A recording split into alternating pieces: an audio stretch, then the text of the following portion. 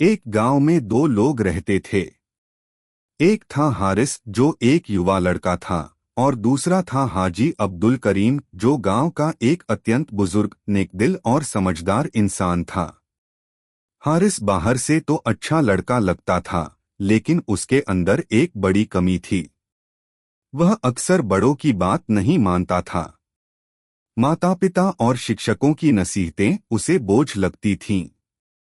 वह समझता था कि वह सब कुछ जानता है और उसे किसी की बात सुनने की जरूरत नहीं है।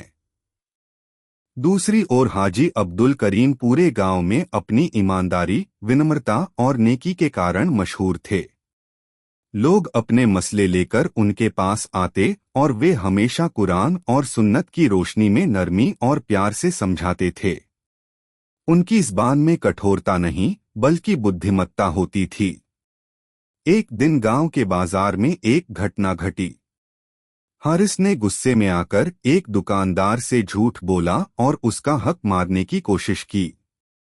लोगों ने यह दृश्य देख लिया, लेकिन हारिस शर्मिंदा होने के बजाय अकड़ के साथ वहां से चला गया। यह बात हाजी अब्दुल करीम तक भी पहुंच गई।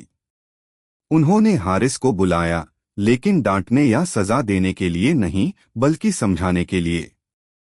हाजी साहब ने हारिस को अपने पास बैठाया और बहुत ही नरमी से कहा, बेटा हारिस, क्या तुम जानते हो कि रसूलुल्लाह ने सच्चाई और अमानत को मोमिन की पहचान बताया है? हारिस ने सिर झुका लिया, लेकिन कुछ नहीं बोला।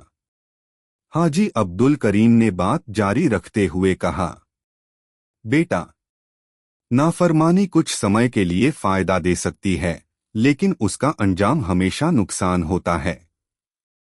अल्लाह ताला कुरान में फरमाता है कि वह घमंडी लोगों को पसंद नहीं करता। फिर उन्होंने एक घटना सुनाई कि कैसे एक व्यक्ति ने सच्चाई अपनाई और अल्लाह ने उसकी जिंदगी बदल दी। हारिस का दिल धीरे धीरे नरम होने लगा। उसे पहली बार एहसास हुआ कि वह सच में गलत रास्ते पर था। उसकी आंखों में आंसू आ गए। वह बोला, हाजी साहब, मुझसे बहुत बड़ी गलती हो गई है। मैंने कभी किसी की बात सुनने की कोशिश ही नहीं की। हाजी अब्दुल करीम मुस्कराते हुए बोले, बेटा, अल्लाह बहुत रहम करने वाला है। जब इंसान सच्चे दिल से तौबा करता है तो अल्लाह उसकी गलतियों को भी नेकियों में बदल देता है। उसी दिन हारिस ने दुकानदार के पास जाकर माफी मांगी और उसका हक वापस किया।